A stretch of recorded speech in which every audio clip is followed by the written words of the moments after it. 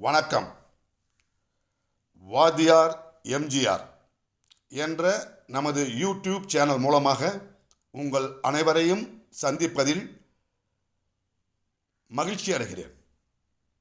தொடர்ந்து ஆதரவு வழங்கி வருகின்ற உங்கள் அனைவருக்கும் நன்றியை மீண்டும் ஒரு முறை உரித்தாக்குகிறேன். நேற்று 2024 நவம்பர் 10ஆம் நாள்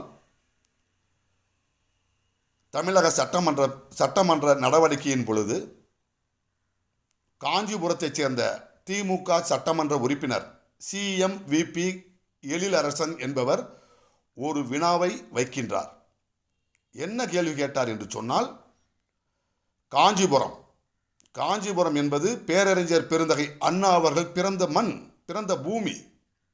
எனவே இது அண்ணா பிறந்த மண். எனவே அந்த மண்ணை காப்பாற்ற சில தடுப்பணைகள் கட்டித்தரப்பட வேண்டும் என்ற ஒரு கோரிக்கையை வைத்தார். ஆனால் திமுகவை சேர்ந்த அவை முன்னவராக இருக்கின்ற திரு துரைமுருகன் அவர்கள் என்ன சொன்னார் தெரியுங்களா? அண்ணா மண் தம்பி மண்ணெல்லாம் ஒன்றும் எந்த மண்ணும் இல்லை, எல்லா மண்ணும் ஒரே மண்ணு தான். மொத்தத்தில் 1000 தடுப்பணைகள் கட்டப்படும், அதற்கான நிதியை முதலமைச்சரிடம் கேட்டு பெற்று கட்டப்படும் என்று சொல்கிறார்.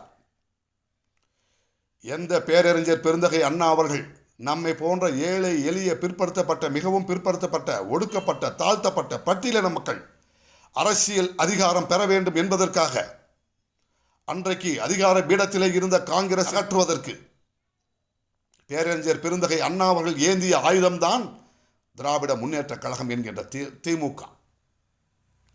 அந்த திராவிட முன்னேற்ற கழகத்தை உருவாக்கிய பேரன்பிற்குரிய பெருமதிப்பிற்குரிய பேரறிஞர் பெருந்தகை அண்ணா அவர்களுடைய பிறந்த மண் என்று குறிப்பிட்டதற்கு இப்படிதான் பதில் சொல்வதா? என்ன சொல்லியிருக்க வேண்டும்? காஞ்சிபுரம் மட்டுமல்ல, தமிழ்நாடே பேரறிஞர் பெருந்தகை அண்ணா அவர்கள் பிறந்த மண். இந்த மண்ணிற்கு, சென்னை மாகாணத்திற்கு தமிழ்நாடு என்று பெயர் சூட்டிய தலைமகன், தானை தலைவர் பேரறிஞர் பெருந்தகை அண்ணா அவர்கள். எனவே ஒட்டுமொத்த தமிழ்நாடும் அண்ணாவின் மண்தான். எனவே தமிழ்நாட்டில் இருக்கின்ற அனைத்து பகுதிகளும் வளமுற பல தடுப்பணைகளை கட்டுவோம் என்று சொல்லியிருந்தால் இந்த அண்ணாவின் இதயம் மகிழ்ந்திருக்கும். ஆனால் இப்படிப்பட்ட வார்த்தைகளெல்லாம் தன் இறப்புக்கு பிறகு கேட்க நேரிடும் என்ற காரணத்தினால்தான் பேரறிஞர் பெருந்தகை அண்ணா அவர்கள் எதையும் தாங்கும் இதயம் வேண்டும் என்று கூறினாரோ என்னவோ. தயவு செய்து திராவிடத்தின் பெயரால் வாழ்ந்து கொண்டு, தான் மட்டுமல்ல தன் வாரிசுகளையும் வாழ வைத்து கொண்டு, ஆட்சி, அதிகாரம், பதவி, பணம், பலம், அதிகாரம் என்று கோலோச்சுகின்ற நீங்கள் பேரறிஞர் பெருந்தகை அண்ணா என்கின்ற அந்த மகத்தான தலைவரை சிறுமைப்படுத்துவது, அதுவும் சட்டமன்றத்திலேயே என்று சொன்னால் நாடு மன்னிக்காது. நாங்கள் மறக்க மாட்டோம், மன்னிக்க மாட்டோம். அரசியல் என்பது ஏழை எளிய மக்களுக்கானது. மாளிகையில் இருந்த அரசியலை மண் குடிசைக்கு கொண்டு வந்தேன் என்று பேரறிஞர் பெருந்தகை அண்ணா அவர்கள் சென்னை மாநகராட்சியினுடைய தேர்தலிலே முதல் முறையாக திமுக வெற்றி பெற்ற பொழுது பேரறிஞர் அண்ணா அவர்கள் சொன்ன வாசகம் அது.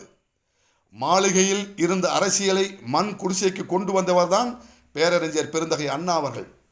அப்படி படாத பாடுபட்டு அரும்பாடுபட்டு பேரறிஞர் பெருந்தகை அண்ணா அவர்கள் மாளிகையில் இருந்த அரசியலை மண் குடிசைக்கு கொண்டு வந்தார். ஆனால் இன்றைக்கு திமுக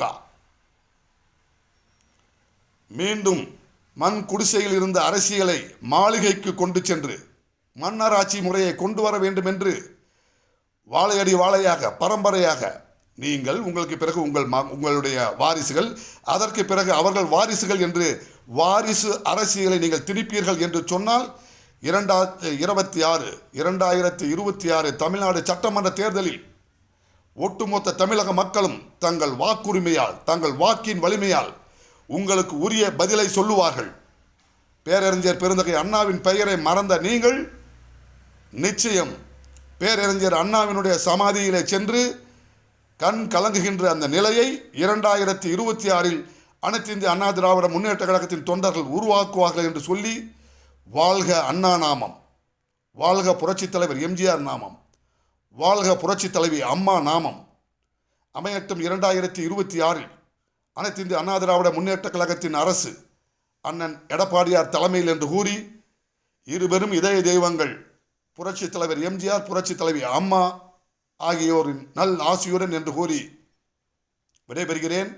நன்றி, வணக்கம். வாழ்க தமிழ், வெல்லட்டும் தமிழ். வணக்கம்.